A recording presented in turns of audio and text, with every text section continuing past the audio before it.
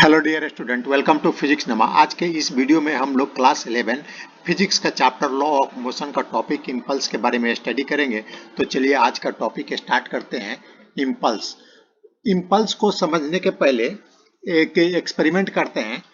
यह एक बच्चा है, अपने हाथ में एक बॉल लिया है और बॉल को इस दीवार की तरफ तेजी से थ्रो करता है। तो देखिए, जब यह बॉल दीवार से टकराती है तो यह दीवार और बॉल के बीच में का जो कांटेक्ट टाइम है बहुत कम रहता है। बहुत थोड़ी देर के लिए इन दोनों के बीच का कांटेक्ट होता है और जो दीवार है इस बॉल पर बहुत ही अधिक फोर्स लगाती है। वह इतना अधिक फोर्स लगाती है कि बॉल का डायरेक्शन को चेंज कर देती है।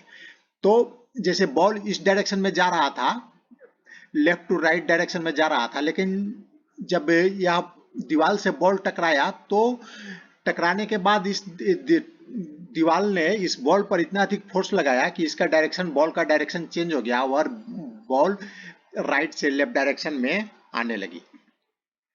तो यहाँ पर हमें ये जो टाइम इंटरवल है उसको भी निकालना मुश्किल होगा। बहुत कम टाइम के लिए इन दोनों के बीच का कांटेक्ट है, तो इसको निकालना मुश्किल होगा। और साथ में जो फोर्स है, फोर्स भी बहुत अधिक है, उसको भी निकालना मुश्किल होगा।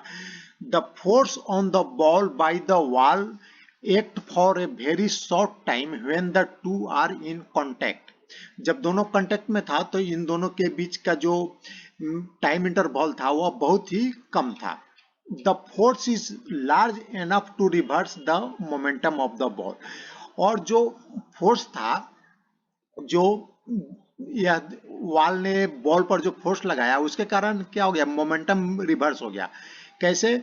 इसका अगर मोमेंटम हम टकराने के जस्ट पहले लेंगे तो इस डायरेक्शन में मोमेंटम था। मोमेंटम क्या होता है? मास और वेलोसिटी का प्रोडक्ट। तो मास और वेलोसिटी का प्रोडक्ट इस डायरेक्शन में था और टकराने के बाद वेलोसिटी का डायरेक्शन चेंज हो गया, इस डायरेक्शन में आ गया, तो रिवर्स हो गया, मोमेंटम रिवर्स हो गया।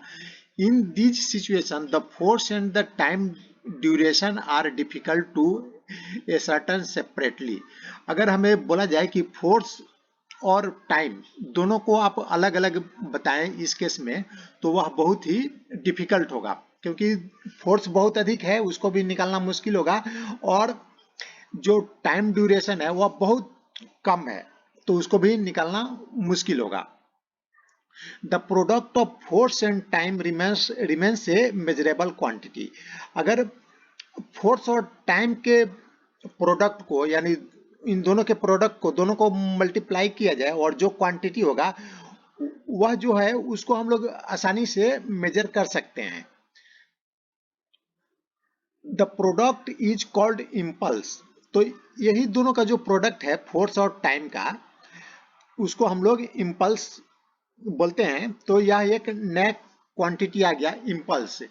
जिस केस में जो टाइम है, फोर्स जब अप्लाई होता है उसका टाइम जो है, उसका ड्यूरेशन बहुत कम रहता है, तो वहां पर हम इम्पल्स निकाल लेते हैं, और वह होता है फोर्स और टाइम इंटरवल के मल्टीप्लाई करेंगे तो वह इम्पल्स होता है। तो यह देखिए, फोर्स को भी निकालना मुश्किल है और टाइम को भी निकालना मुश्किल है, तो यह इक्वल हो जाएगा चेंज इन मोमेंटम। तो इम्पल्स इक्वल हो जाता है चेंज इन मोमेंटम। अब इसको कैसे निकालेंगे चेंज इन मोमेंटम?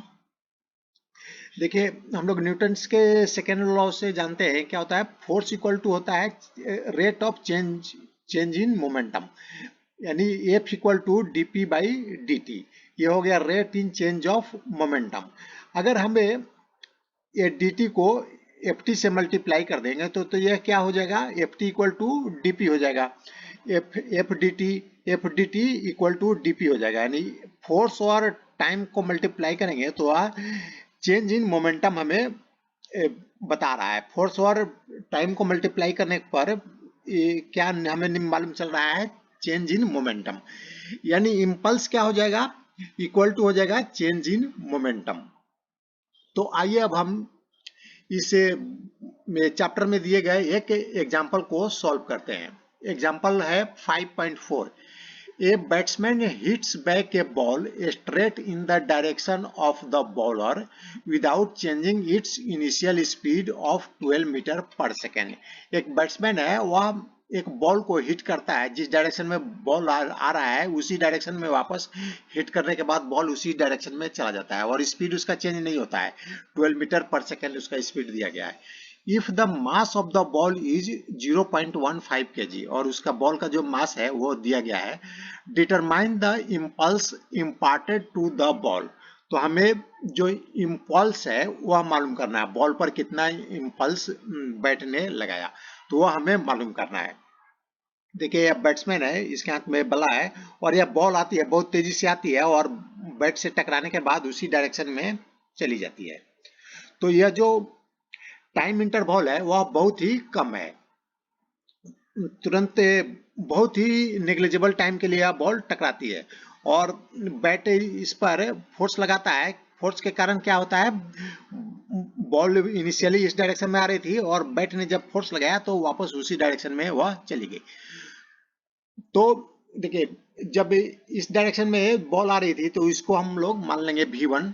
जो V1 है क्वेश्चन में दिया गया है 12 मीटर पर सेकेंड और टकराने के बाद वापस रिवर्स डायरेक्शन में बॉल चली जाती है तो यह इसको हम लोग V2 मान लेते हैं। V2 equal to 12 metre per second और मास ऑफ द बॉल दिया गया है 0.15 kg। तो हमें क्वेश्चन में पूछा गया इम्पल्स निकालना है। तो इम्पल्स क्या होता है, F D T equal to dp। तो हमें एफ नहीं मालूम है, dt भी नहीं मालूम है, तो हम अगर dp हम निकाल लेंगे तो इम्पल्स हमें मालूम चल जाएगा। तो dp निकालने के लिए क्या करना पड़ेगा, चेंज इन मोमेंटम हमें निकालना पड़ेगा। तो चेंज इन मोमेंटम क्या होता है, final momentum minus initial momentum. तो यहाँ देखिए फाइनल मोमेंटम क्या है, mv2 फाइनल मोमेंटम है माइनस mv1, इनिशियल मोमेंटम हो जाएगा mv1। मास और वेलोसिटी के प्रोडक्ट को मोमेंटम बोलते हैं। तो mv1 इनिशियल मोमेंटम हो जाएगा और final momentum mv2।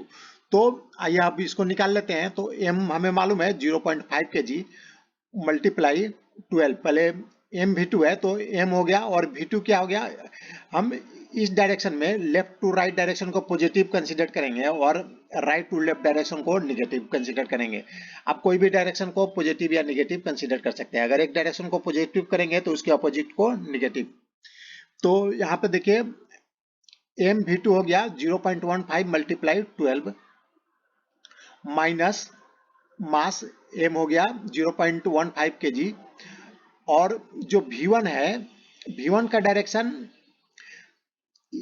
Right to left है तो राइट टू लेफ्ट को हम लोग निगेटिव लेंगे तो यहाँ पर हो जाएगा -12।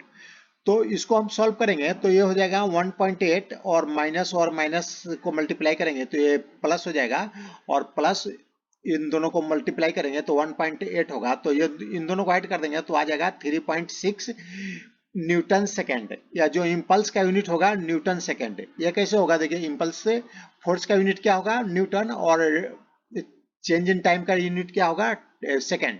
तो यह हो गया जो इम्पल्स का यूनिट हो गया न्यूटन सेकेंड। तो यह हमारा आंसर हो गया। बैट बॉल पर जो इम्पल्स लगाएगा उसका वैल्यू हो गया 3.6 न्यूटन सेकेंड।